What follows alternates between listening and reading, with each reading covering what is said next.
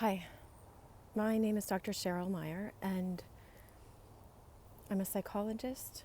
But if you need a psychologist in your area, go find one, or do that. I'm going to try to make this video in one take because I'm just going to put it up not edited.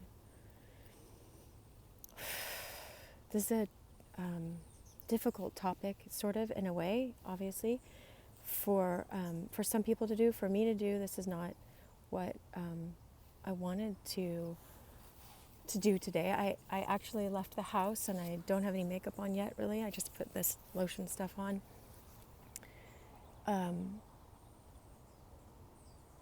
But I felt inspired to make a video on how to get out of sexual addiction. A lot of men deal with this. And I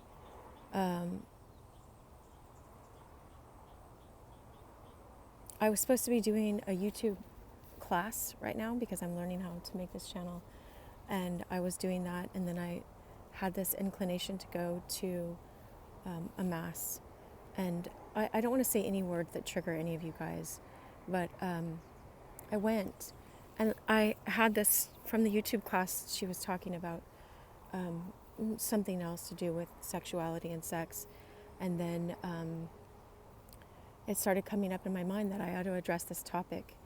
And in the mass, it stuck out. I was like, no, I don't want to do this topic. And the person speaking was reading Christ's words.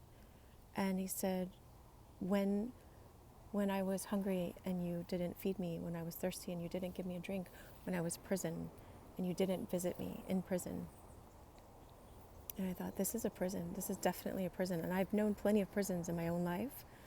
So I just was like, all right, let's go make this video so that people can break out of this prison, because you're not meant to live in prison. None of us are.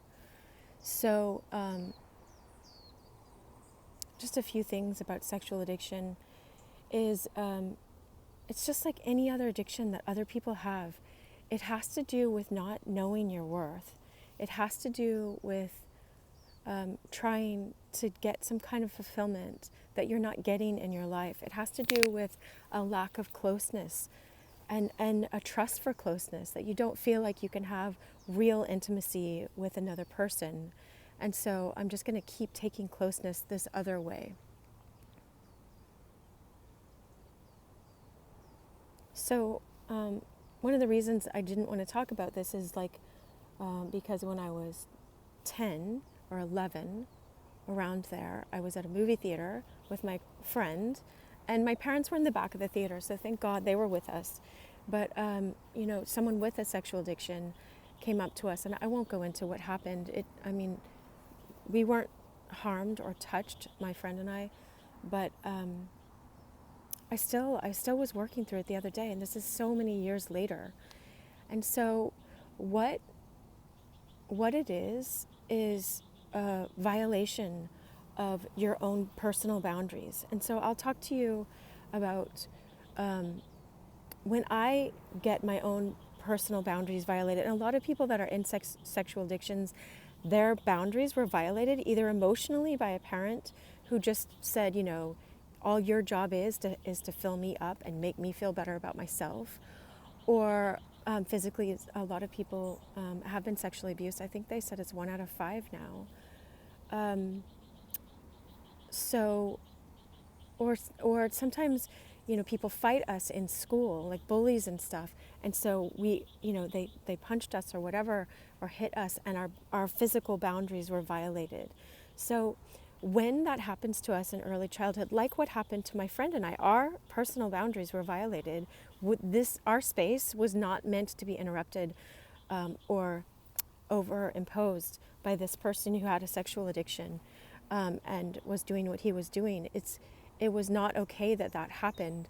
But what happens is, if my parents hadn't addressed it, or if my parents are the same way, and our society is such that it's imbalanced in a lot of ways. We don't have our chakras aligned. If you understand what chakras are, we don't have a balance of, like, I loved it when I went to Europe, how There were statues, like naked statues in all of the museums, and beautiful, beautiful pictures. And it looked like it was just accepting the body as a natural thing and sexuality as a natural thing. And in art, this is one of the solutions actually for a sexual addiction, is to go to beauty or to classical music or nature. I have nature right here. Whoops. I'm around it right now. And go in nature and you'll feel embraced by nature. Go listen to beautiful music, or listen. I heard opera. I heard one man who was he's a football coach, and he said he tells his football players in college to go to opera. But high beauty, we have a longing for high beauty in our lives, and true spirituality can bring you that high beauty and depth in your oh, see, I love the sun. The sun always shows up wherever I am. I just picked a rock to sit on, but anyway, find beauty, find real things to connect with. Nature will embrace you. But going back to the violated boundaries, okay, is when that happens to you as a child, you get taught by that experience. And I know people, I won't identify. I was going to say something about the people, but that, went to boarding school or something, were sent off to boarding school in Europe or England and stuff when they were little, and abuse can happen in boarding school too. And so what happens when you experience something like that is you're taught by their actions. So like me and my friend were taught by this man's actions that you are not worth protecting. You're not worth having a boundary. You're not worth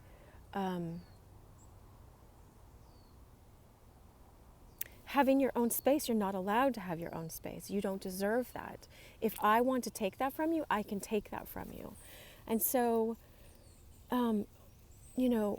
it gets distorted in our minds, because then we think the way to solve that is to violate someone else's boundary or take whatever we want from that other person. And whether it's pornography and looking at pictures, you're still taking from someone. And let's say it's an adult that consensually, I'll do it in quotes, consensually gave his or her permission to do this, to put the pornography up there. Oftentimes their boundaries were violated as a child, and they just think everyone's going to abuse me. I might as well go get money for this. I might as well exploit myself to go make money off of this, to go exploit other people's your lower nature, your ego, your egotism, okay, so let me look where the camera is. You are a part of God. You are a spark of God. We are all souls in human bodies, and you're loved. You're loved. You're meant to know that you are loved. We are all loved. Each of us are loved. That man and other men that have come in my life that have, stepped over those boundaries in a way, they're all worth loving. I can say that to you guys honestly, is that man, I wish he knew more love. Had he had more love and intimacy and connection in his life, he wouldn't have tried to get it from using children, and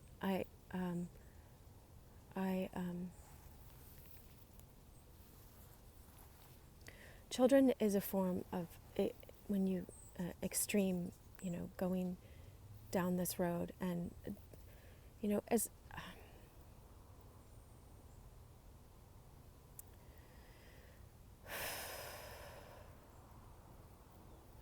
all of us as souls in human bodies have the ability to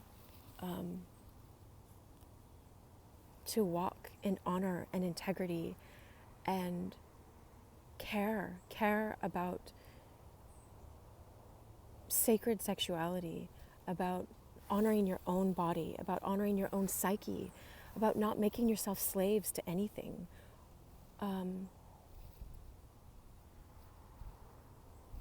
And so what I was saying too is oftentimes it happens to us when we're children, and people are afraid of the wild, childlike nature in us sometimes too. This is a different part, is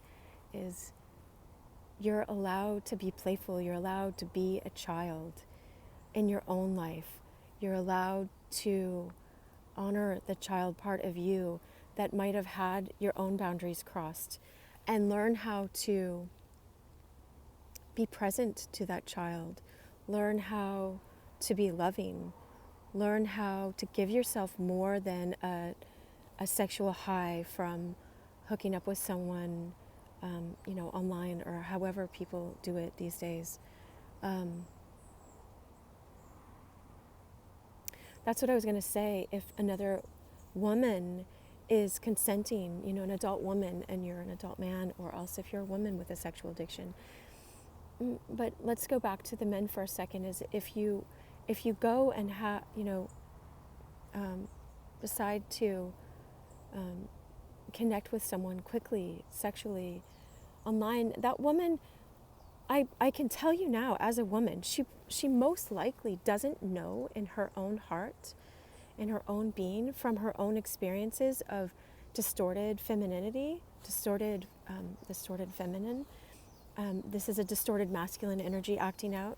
She doesn't know from the men in her life haven't taught her this, and the women in her life haven't taught her this, that she's worth protecting and having boundaries. And if she doesn't know that she can have an intimate relationship with someone, she doesn't think that actually some man will stay around long enough for an intimate relationship, then she just settles for sexuality too. And fine, I'll get my high from this, you get your high from this.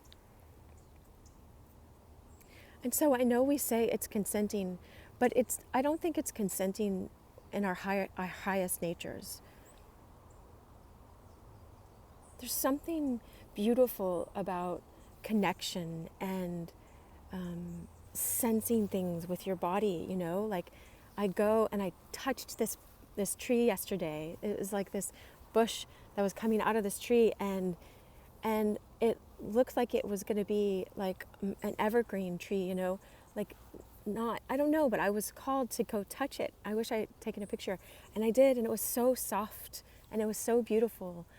And I was so appreciative of nature and of the universe or God or whatever to provide that experience for me. And so it's like learning how to come, oh, there's the rays of the sun again.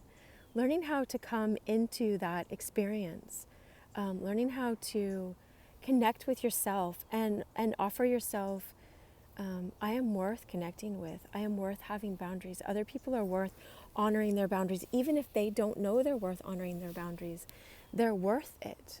They're always worth it. You're worth it. And what fuels addictions is shame. And so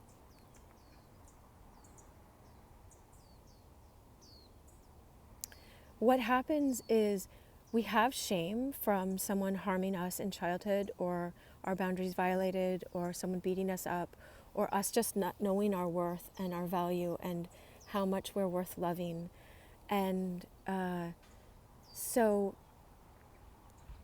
we develop this shame, and then we try to find a way to numb that shame because we don't know we can bring love and healing into that shame. And so we go and find some kind of addiction. It's just like if I didn't feel loved, and what I wanted to do is I had found out that chocolate sundaes make me feel better in the immediate, and there's nothing wrong with chocolate sundaes. It's like there's nothing wrong with sexuality in itself. It's a beautiful thing, and the body is a beautiful thing, and it's meant to be embraced. Your own body is meant to be embraced. The female body is meant to be embraced as a beautiful, beautiful creation.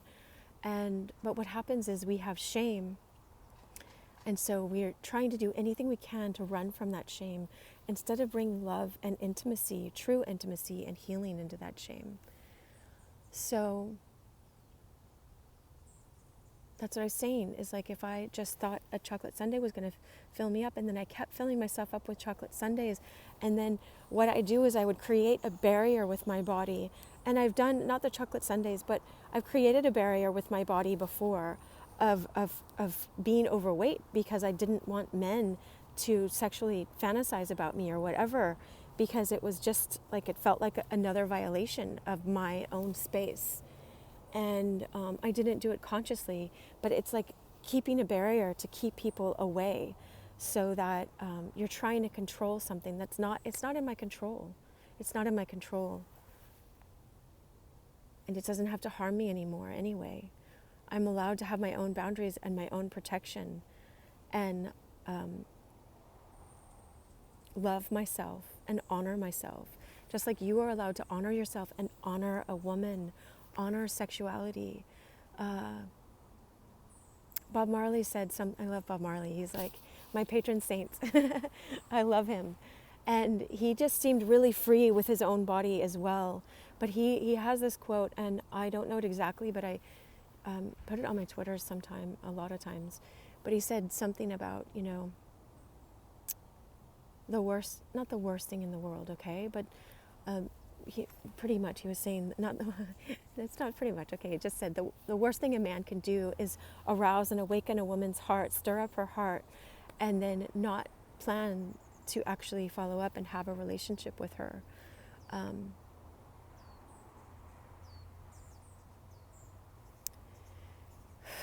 There's a lot of depth in all of this, you guys. Relationships are possible to have, but when we have broken trust, we don't think that we can have relationships. So we just go to sexuality because you're feeling close to someone. But it's kind of stolen. It's stolen. It is stolen. And you don't want to start a relationship with stolen energy. It just gets you in a place where, is she stealing from me? Does she want me for my money or whatever she wants you for your sexuality, to use you guys? It sets up a relationship to use each other, and we're not meant to use each other.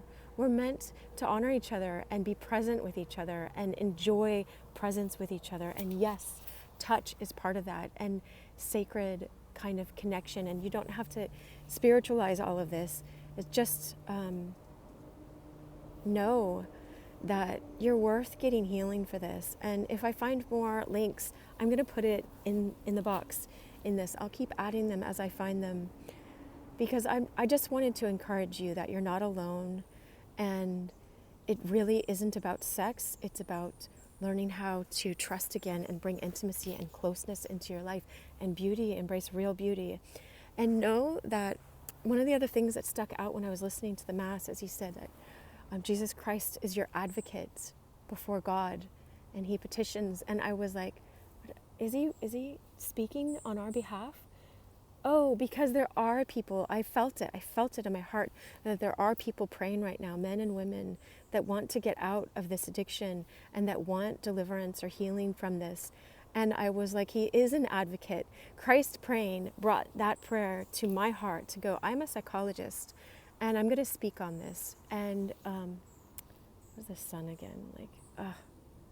The sun is like the light that can dry up all of this shame and the darkness in our lives. So just sit out in the sun and know that you are loved. Let yourself be loved. Let yourself be loved. If any of the videos on my channel can help you know that you're loved, get into that love vibration and know that you have a higher calling than what you're running to now. And don't hate yourself, and know that we can all be forgiven. Like, do you think I can't be forgiven for having 20 chocolate sundaes over the course of 2 weeks because I kept trying to numb myself? Yes, I can be forgiven. So you can too. I want to keep this short. I send you love. Sincerely, you are loved. I love you. All the best.